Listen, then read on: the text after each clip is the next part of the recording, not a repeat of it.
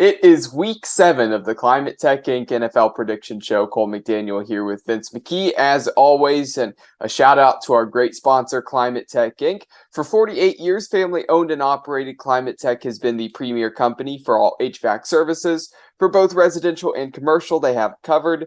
They offer free estimates on equipment replacement and 24-hour emergency service. Visit them at climate-tech.com. Well, Vince, this past week, not the best for our NFL picks. It was a strange week for the NFL. College, though, we had great games that lived up to the slate that we talked about this past week. Don't know if this week can quite match up to this past, but it was a fun one with college football. I know you also got to go and cover the Toledo-Kent State game. How was that for you? It was a blast, Cole. This is my favorite time of year. And me and you have talked about it before. Coming up, you got the high school football playoffs. College football starts to heat up. Hockey's back. NBA basketball, for a lot of people who like that, that's back. And even college basketball starts in a few weeks. I love this time of year. Being in that college atmosphere up this weekend for Keon Sports at Toledo, the Intermac rivalry there. It was a blast. Kent State goes up 21 to nothing in the first quarter. I'm sitting there stunned. It's 31-28 by halftime. It was just an absolute blast. You talk about shouting out Climate Tech. Absolutely, guys. Make sure you call Climate Tech. But I got to shout out someone else. I got to shout out our guy, Dom Cleary, who took care of all the work. Little secret revealed here. I was not the boss this weekend. Dom Cleary was the boss. He took care of all the arrangements. He did everything. I literally just showed up, covered the game.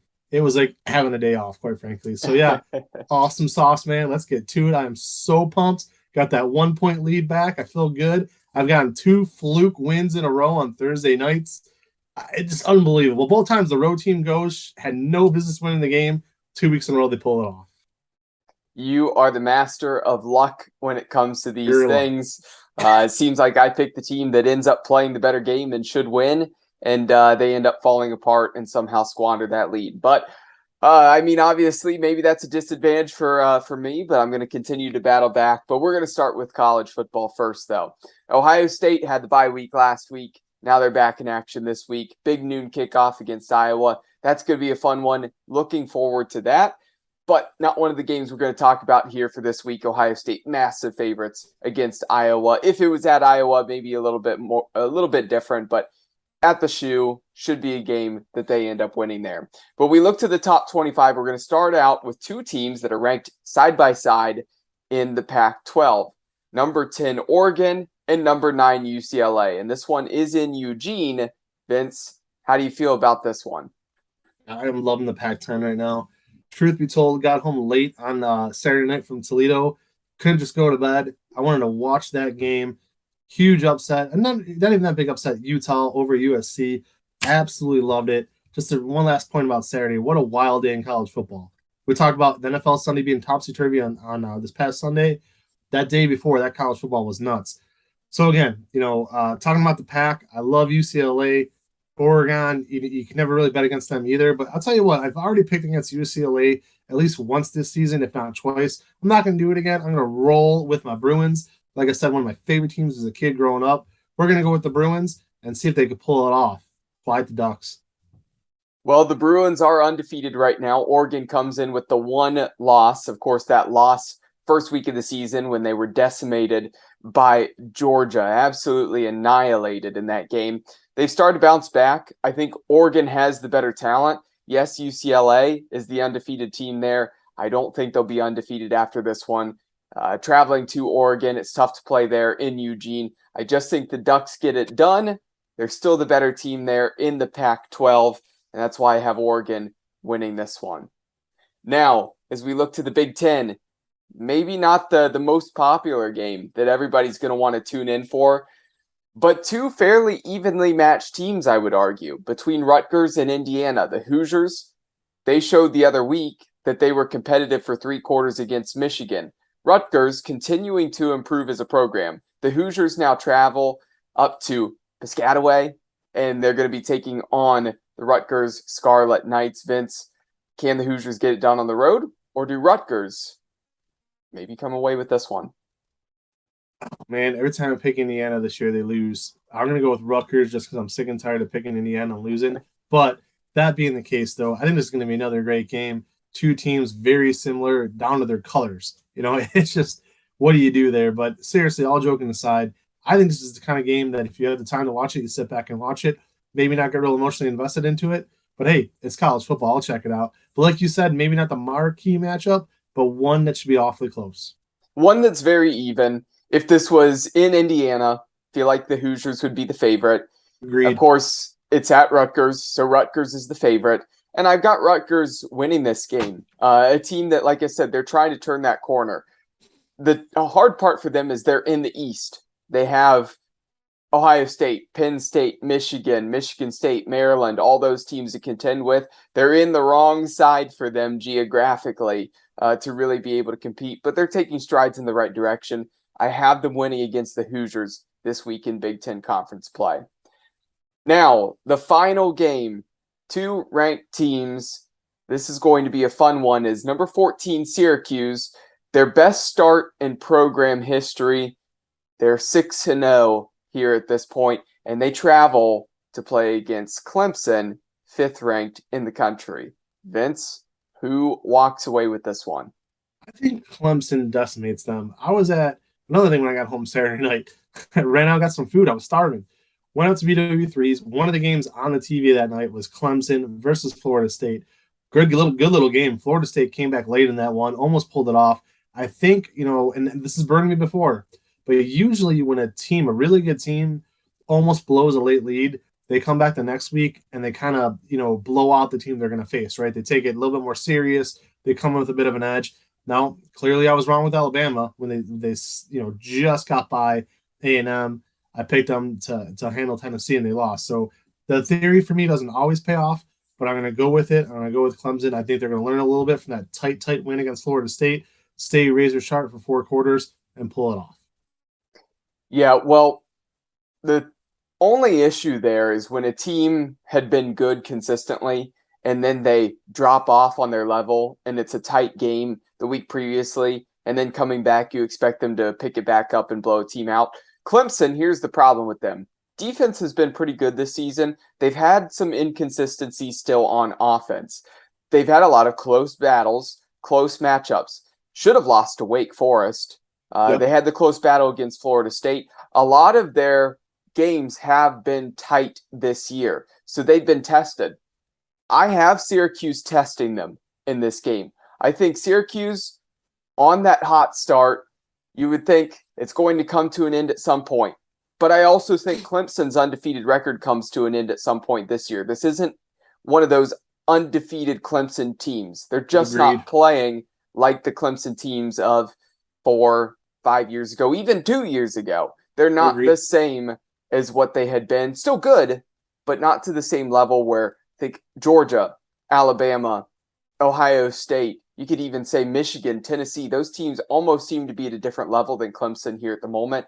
Because of that, Syracuse goes down to Clemson, and they walk out with this win in a close battle. I'm going with Syracuse. The only other game we had Syracuse where we were picking, it was against Purdue early in the season. I took the Purdue Boilermakers.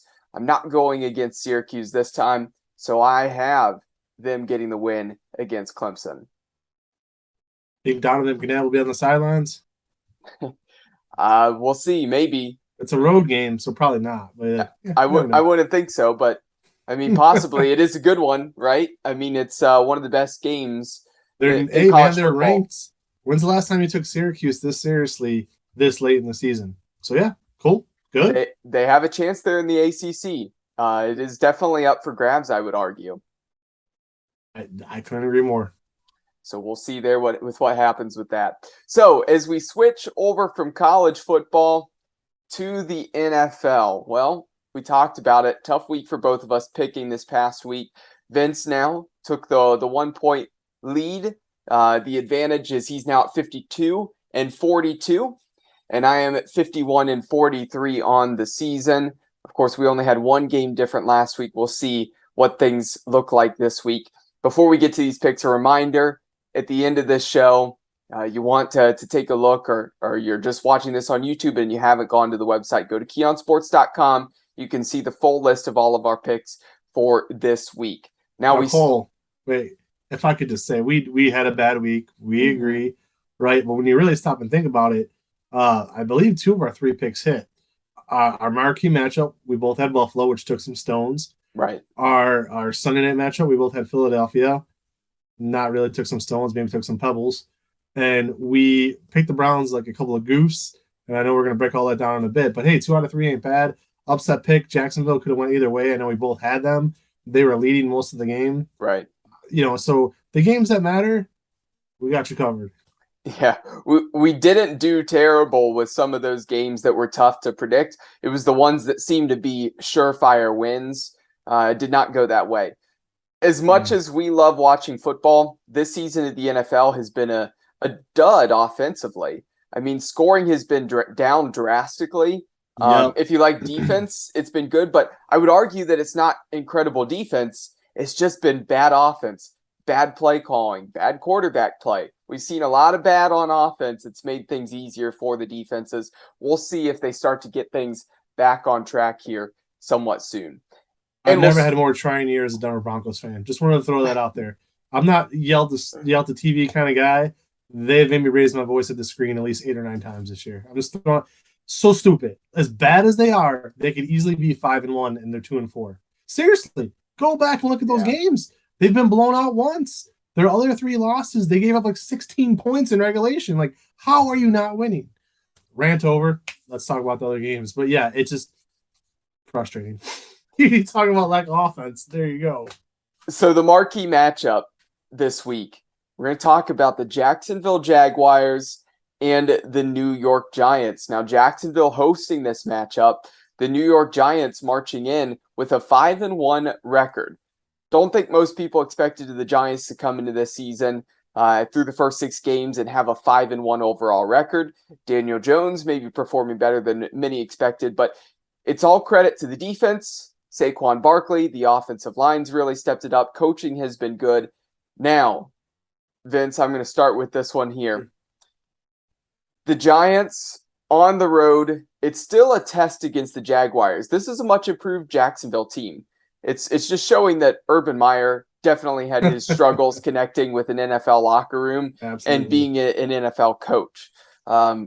Because Doug Peterson's got that team performing at a much higher level. A team that was leading a lot of that game, as you mentioned, against the Indianapolis Colts, had a chance to win. Trevor Lawrence is the real deal. Now, is he absolutely, like, fantasy-wise? Is he a for sure number 1 quarterback week in and week out? He's not quite there yet, but he's showing the potential where he could be to that point in the future. He's a talented player. The defense taking strides in the right direction.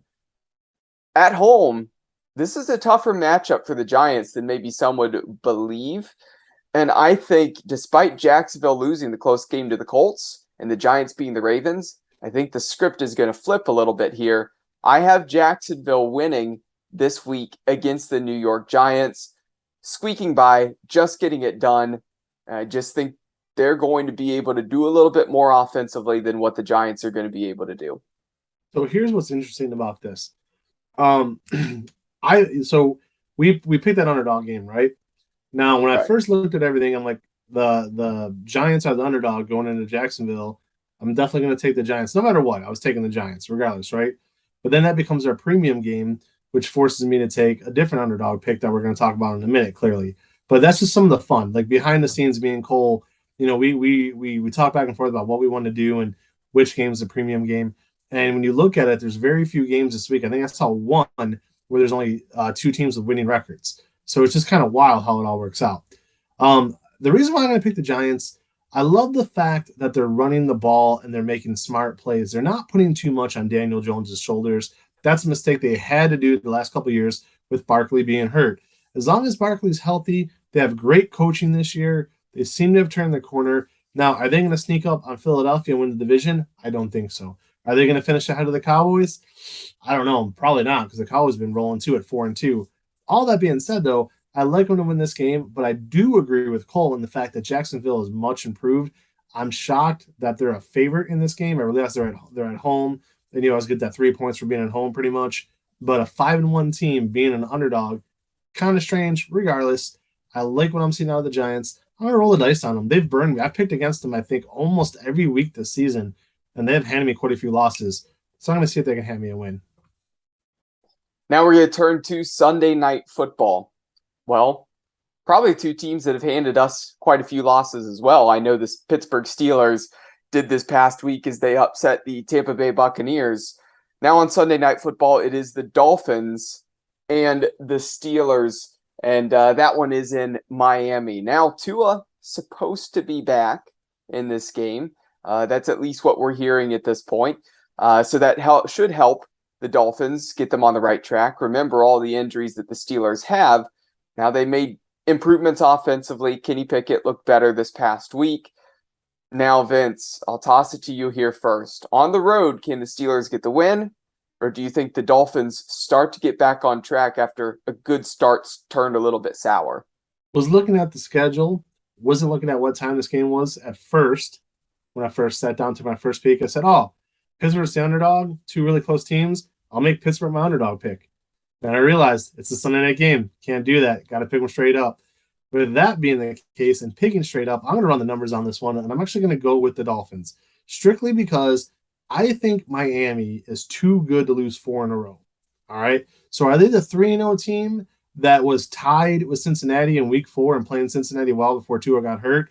Or are they this team that has been in shambles and have lost 3 straight weeks, right? Plus, they played against Minnesota last weekend. Minnesota's 5-1, and they almost won that game. So many different things going on with Miami. I truly believe that this is the week where we see how good they are, playing the team they should beat, playing them in prime time, playing them at home. I believe the Miami Dolphins should, could, and will win this game. Going to go with the Miami Dolphins, and I have kind of a feeling you're going to take Pittsburgh. Let's see where you go with this. Just a hunch, but I could be wrong. Well, I am going to go with the Miami Dolphins. All right. Okay, so I'm going with the Dolphins here for the fact of Tua should be back from at least all the reports, everything that we had seen here. So far this week, of course, developments will probably happen throughout the week. We'll get more of a for sure knowledge on what's happening come Friday, Saturday. But they have plenty of time since it's the Sunday Night Football game to really determine exactly what they want to do. If they get him back, it's going to help their offense, help him find his receivers, Waddle, Hill, that he has good connections with. Defensively, I would say they're a middle of the pack, pretty average defense, but they're good enough. The Steelers have their holes still. They have their issues at the moment. Yeah, Kenny Pickett, it was probably the right move to switch over to him, but he's still a young guy. I don't trust what they have on the offensive line. They still don't clear out enough holes for Najee Harris to really hit open space and run. So I think the issues that Pittsburgh has far outweighs the issues that the Dolphins are having, because the Dolphins are getting back on the right track. I think this week it's going to really at least propel them forward. They're not going to lose 4 in a row. They're not the Dolphins team that you saw those first 2-3 weeks, but if they can take a step in the right direction, maybe they can somewhat find a resemblance of how they were clicking earlier on. So I'm going with Miami here in this one. They win at home. They're favorites. They should come away with this one. I don't think Pittsburgh beats a Florida team 2 weeks in a row. Well, I will say this too. What's funny to me is one of the worst places to watch a baseball game is Miami with the Marlins. Just terrible, right? Mm-hmm. Horrible stadium. Well, it used to be. Their new stadium's nice, but used to have just a dump of a stadium. Nobody shows up. The complete opposite with the Dolphins. I don't know what it is, but when the Dolphins play at home, the crowd's usually electric. They're behind them. National TV games are pretty fun to watch. Just something about it. I'm looking forward to this. Now, something that you might not be looking forward to as we switch to upset picks. I am going to start this one off because I think you have a good guess at what my upset pick is here. I'm willing to bet it's the identical one simply because I know how strongly we feel about one team and I know how strongly we feel about the other, but I'm not going to put my foot in my mouth. Go right ahead. I want to hear. What's your guess of who my upset pick is? It has to be Colts at Titans, but if it's not, I don't want to put my foot in my mouth. Hold on, let me look here. Right? Oh. It was a candidate for sure. Okay, so because we both feel very strongly about those two franchises. The only other one, as I look down the table here, I could see you going with Chicago at New England, simply because the Bears have been on our radar so many times. But I don't know. I guess that would be my guess. So Chicago, New England. there were three that were tempting, and you touched on two of them that were tempting. I did not go that way for either of those games. The one that I deem my upset pick, the Denver Broncos, our favorites against the New York Jets. And the Jets have been surprisingly piecing together wins. They beat some AFC North teams. They're 4-2 right now. Almost hard to believe with how bad the Broncos have been in these close matchups that they've been coming away with wins. Here's the other thing. The Jets defense has actually been quite good. Because of the Jets defense being quite good, I don't think Russell Wilson in that Broncos offense gets it together. So there you have it. I am taking the New York Jets to win over the Denver Broncos. Another week of pain for your Broncos, Vince. All I have to say is, okay, so spoiler alert, I picked the Jets too, but I picked them, full disclosure here, everybody. So I made my picks like Monday afternoon. And at that time, I believe the Jets were either a pick 'em or favorite. Either way, that's hysterical.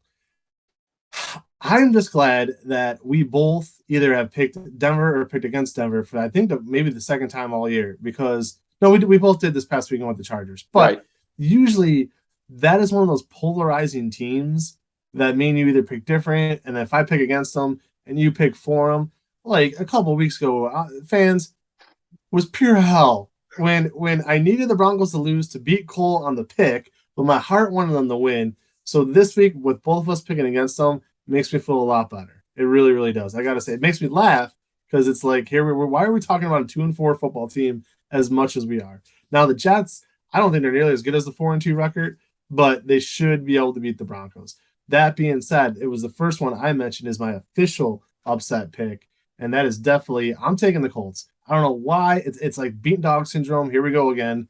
But they can't be that bad. And if Jonathan Taylor comes back this week, and it's unknown if he is or if he isn't, I see them knocking off Tennessee. I'm sticking to my guns one more time in this rivalry, and I'm taking the Colts. They should win. If I remember correctly, Cole, please tell me if I'm wrong, but is this not the second time they played each other already this season? Already, pretty early in the season to play twice. Beyond stupid. And then Tennessee had a big lead on them. The Colts came back, and they lost. For whatever reason, also the Colts seem lately to be playing better on the road. Matt Ryan got it together. Thank you. I lost my fantasy football game. I really don't care because my team scored a ton of points. I just happened to play against one of the high scorers in the league last week. But Matt Ryan lit it up. Maybe he's found the fountain of youth or whatever you want to call it. I feel strongly taking the Colts. I do want to touch on other games we spoke about real quickly, though, I believe, right? So if I read your body language correctly, you are also taking New England? That's correct. In a very low-scoring game. I have the Patriots winning that 13-9. And that's another one, too, where even though I took New England, and now that we both have them, thank goodness, because I'm going to be rooting for Chicago, I want to see Justin Fields succeed so badly. So badly. And again, brings me to last Thursday night when they lost to the Colts. Again, me and Cole are going back and forth on a text messaging. And it's like, here they are at the goal line. Use your best weapon. You have them right there. You have 4 plays to get 5 yards. Why not run at least one quarterback draw? Yep. One. Agreed. The play calling was hideous, and it doesn't support. And I know we're going to talk about the Browns, which this conversation of play calling is about to continue. But the play calling in Denver is terrible, and the play calling in Chicago has been iffy at the best. I still say with Khalil Herbert, Montgomery, and Justin Fields, the Bears could be dangerous next year if they go out and get some big name receiver, either in free agency or draft one. I really like Justin Fields. I don't feel they're setting him up to succeed. Bill Belichick's probably going to eat him up. So I agree with you on that one. I believe we covered the other ones. We agree on the Jets. We agree on the Patriots. We are picking differently than on Colts and Titans, I take it. Yeah, I'm going with the Tennessee Titans. I think they're pretty similar skill-wise. I would lean towards the Colts. They should be the better team. Problem is for them, it's in Tennessee. The Titans, coming off of a bye week, they've had 2 weeks to prep for the Colts. They've already seen them this season. I just think everything points to the direction of the Tennessee Titans being able to game plan a little bit better for the Colts here than what the Colts could do for the Titans. And I just think they get it done at home. As simple as that. You know the biggest reason I didn't pick Tennessee? One of the biggest reasons? They struggle at home in big games. Every time they're the home field, like they have the home field advantage in a playoff game, they lose. They always seem to win on the road. They struggle at home. Buffalo came in a few years ago during like a Monday Night Football game, I think it was, absolutely smoked them. The Browns have beaten the Tennessee Titans on the road several times. What does that tell you? So yeah, I haven't like I know it sounds bizarre, but if the teams were flipped and that game was in Indianapolis, I might have picked Tennessee just because they've seen both those teams seem to play better on the road. I don't, dude. Either way, it's gonna be fun. I mean, Thursday night, I took Arizona. That's a 1.5 point spread. That game is gonna be a blast. I think we're finally gonna get a good Thursday night football game for the first time in weeks. Saints are nearly as bad as I thought on offense. Their defense has been pathetic. It's losing them games late. They can't seem to hold on and win games late. The Saints and Arizona, can they possibly be this bad? Their record's hideous. They've been hideous. If they don't turn the corner, I think you're going to see a midseason firing in Arizona. But definitely going with the Cardinals there. Perhaps, yeah. And I'm on the same boat. Before we switch to the Browns, the last thing I want to touch on though is your conversation about the Bears and Justin Fields. Yes, we talked about his ability. Here's the problem with them. This is an issue. A lot of GMs, a lot of coaches who don't have success and don't sustain their careers fall into. Okay, when you bring in players and you bring in specifically a star player like your quarterback, okay, you develop a system around the player that you bring in, okay? Yep. You don't try to make a player that doesn't fit in your system try to fit. You know, it's like putting a square, like a square block in a round hole type of thing. It doesn't work. And the Bears are trying to play Fields in a system that doesn't necessarily work for him. It's too pro style. Okay. Oh, correct. They need to do what the Ravens do with Lamar Jackson. I think they need to run out of the pistol a lot. Yes. Where you get a lot of RPOs, a lot of read options. Things like that are going to open up the offense for Fields because I think he's also better at reading the defense when it's an RPO. He was that way at Ohio State. When he's looking up the field and he's like, I'm either going to hand this off or I'm going to look for an open receiver. I'm going to make a quick decision. He's fast about doing that. He's comfortable doing that. Sitting back in the pocket, going through all of his reads, that's not necessarily his skill. He has the running ability like Lamar. I think you have to use him like that. If you're the Bears and you didn't want a system like that, then don't draft a guy like that. Don't pick the guy. Pick somebody who would actually fit in your system. And they didn't do that. So now that you have Justin Fields, and he really has the ability to be a franchise quarterback for a long time, if you use him right and don't ruin his career and ruin the ability that he has. So they really need to adapt that around him. Very quickly here. A lot of you are new to the show. You're watching us for the first time. We thank you for that. Go back and watch some of the tapes of Cole McDaniel. Go watch some of our draft shows. Between being a big-time Ohio State football fan and our draft guru, I'm sorry, but nobody knows more about David Bell and Justin Fields than Cole McDaniel. Period. Let's move on to the Browns. I mean, if I had a lighter right now, I'd be doing this because everything you said is 100% on the money. Well, as we move to the Browns, and you mentioned David Bell, a guy I still want to see them use a little bit more in the offense, especially I think it will happen naturally when Watson comes back. But needless to say, I got to witness the Browns, obviously, live in person. I prefer to not be at the game and be at home because during commercial breaks, I get to flip to a different game, pay attention to all that. But being at the game, did enjoy it this weekend. It was actually great weather. It was a beautiful weekend to be at the game. It's just a shame for all the Brown supporters out there that the Browns did not play well at all. A Patriots team that's really not that good. They're just disciplined. A typical Bill Belichick defense where they keep everything underneath.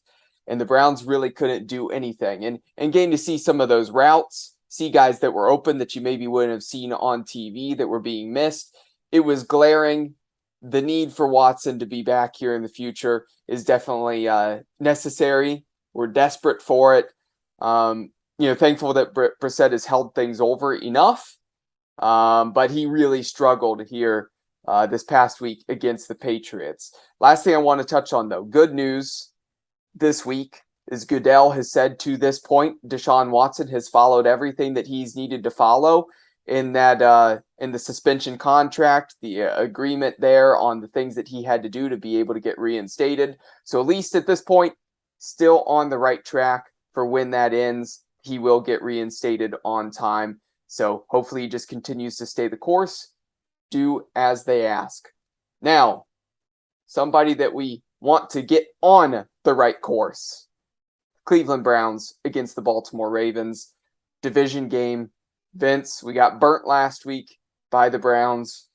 How do you feel about this one? The Ravens will win. It's not often Cleveland, even at their best, could go into Baltimore and win. They did it in 2019 when we first had Odell Beckham Jr. But other than that, it's a rarity when it happens. Almost never does. That alone would really force my hand to pick Baltimore. I think Baltimore's taking a huge step back this season, by the way, too. Last year I had them winning the division and going deep into the playoffs. And really, since about mid-year last year, they've really taken a step back. That being said, though, I still think they're the better team and better coached right now at this moment, top to bottom with Lamar Jackson. So I'm going to go with the Ravens. I want to make this quick point because I know we're always short on time by this point in the show when we talk about the Browns. But I just want to say something real quick. I've never in my life seen a team that is so afraid not to lose. Instead of playing to win late in the game when they have the opportunities, they play not to lose. Yep. Brissett did it against the Chargers, big time did it against the Chargers by throwing that interception on that second to last drive. The play calling was terrible again this week. You had 2 timeouts on that 2-minute drive in the end of the first half. Why you want to do at least one of those runs on us? You had a 2nd and 1 and a 3rd and 1. Just run and get the first down. Keep the drive alive. Instead, they're trying to pass down the field. They're lucky that they get picked off. The end of the game proves it. It proves it, all right? Not only was the onside kick, it should have went to the Browns. It was a weird call, kind of a wonky call, because the guy who had the ball in his possession was completely in the field. But NFL referees are going to go letter of the law. Letter of the law says if anybody touches it and they're out of bounds, that's all that matters. It goes to the receiving team. Stupid, silly mistakes. They miraculously, after that happens, they get the ball back again they're down 9. All this guy has to do is fill the punt. Fill the punt. Okay? Fair catch, fill the punt. Can't do it. Why, Cole? Because they are trying not to lose. I know it sounds stupid, but you play completely different when you are playing to win and you're not playing to not lose. It's a huge difference. And if you don't know what I'm talking about, research it. Cole was an athlete, played in high school, played in college. This guy here is an OAC athlete. He can tell you all about it. Right or wrong. Big difference in playing not to lose and playing to win. Yeah, I mean, it changes your mindset, and it's all about your mindset. The way your mindset is the way you're going to perform. So if you're thinking about the mistake in the back of your head, you're more likely to make the mistake than if you play freely. It's why, some of the best people, they go out there and they're willing to take some of the risks and chances because they're actually out there not necessarily caring if they make a mistake. They don't want to, but the thing is, you're willing to do what you have to do, and that's where you see some of those incredible plays be made because you're willing to take some of those chances. Look at Buffalo, Kansas City last year. Full teams playing to win. Mm-hmm. But go ahead. I mean, make your prediction. Sorry to get off on my tangent, but it just drives me nuts. No, you're good, and I don't have too much to say on this, honestly. The big thing is with the Browns, like I said, I was there. There were frustrations, boos going around that stadium for quite a while. I mean, early on, just issues with play calling, just not performing in general. I mean, people were leaving in the 3rd quarter. I mean, I left towards the beginning of the 4th. It was one of those things where it wasn't necessarily the most enjoyable game to be out there for. It was just poor football. It wasn't fun to watch that Browns game. I have to say, as much as I yelled at my TV for the Jets game and the Falcons game, it was at least enjoyable to see them perform where they gave themselves a chance to win. Same with the Chargers. It was the worst performance of the season they've had so far. It was disappointing. Going up against the Baltimore Ravens, there's one person that terrifies me in this game, but I also still want to see him have some success because I have him in multiple fantasy leagues. Mark Andrews. Mark Andrews is one of the best tight ends in the NFL. Can the Browns seriously cover Mark Andrews this coming Nope. week. I don't think those linebackers stand a No. chance against that tight end. One of the favorite targets, if not the favorite target for Lamar Jackson. I think Mark Andrews has a heyday with the Browns here this weekend. I think when they need a first down, they're going to be able to find him open, just sitting in the zone. I think he's too much of a threat. There's other weapons that they have. You have to try to contain Lamar Jackson, keep him in the pocket, let him read the field. But I just think Mark Andrews is going to be a huge difference maker. He's the key factor that I would pay attention to if I'm the Browns defense, try to key in on him. But I don't think it'll matter. I don't think these linebackers, even, if you try to get somebody in the secondary, somebody who's playing in the nickel on him, a safety, he's got the size advantage then. I don't think they stop him. Huge weekend for him. I have the Ravens beating the Browns 31-19. Not terrible score-wise, but I still think it's going to be Ravens pretty handily winning that game at home. He was targeted 10 times last year when the Ravens beat them in Baltimore, had 65 yards and a touchdown. They can't cover him. They come to Cleveland, he's targeted like crazy again. Even though the Browns won that game, Mark Andrews, 11 catches, 115 yards, and a touchdown. I think your fantasy football team is going to be quite all right. Look for a similar stat line here come this week. And talking about something that it does well regularly, obviously. Yep, exactly. Let's hop over to Climate Tech, our wonderful sponsor. Again, if you want to, not only does great this weekend, they always do great all year round. As the weather's changing, make sure you reach out to Climate Tech, because for 48 years, family owned and operated, they have been. Now Vince is making me laugh here. I can't even keep a straight face. I don't want to spit all over this. They've been the premier company for all HVAC services. They roll out the red carpet and commercial. They have it covered. They offer free estimates on equipment replacement and 24-hour emergency service. Visit them at climate-tech.com. If you use anybody else but Climate Tech, it's like a peanut butter and jelly sandwich. You want a full buffet? Climate Tech. I have a funny story to tell you later about peanut butter and jelly sandwiches, but we'll get to that maybe next week, or I'll tell you a little bit after this. Everybody out there who's interested, well, I'll make sure to drop that story here maybe next week. Last thing, high school football, week 10 of the regular season. Hard to believe we're already there. I'll be at Olmsted Falls as they host Berea Mid-Park. Going to be a fun weekend. Make sure to pay attention on the YouTube channel. We got Eds versus Hoban. Everybody, have a great night.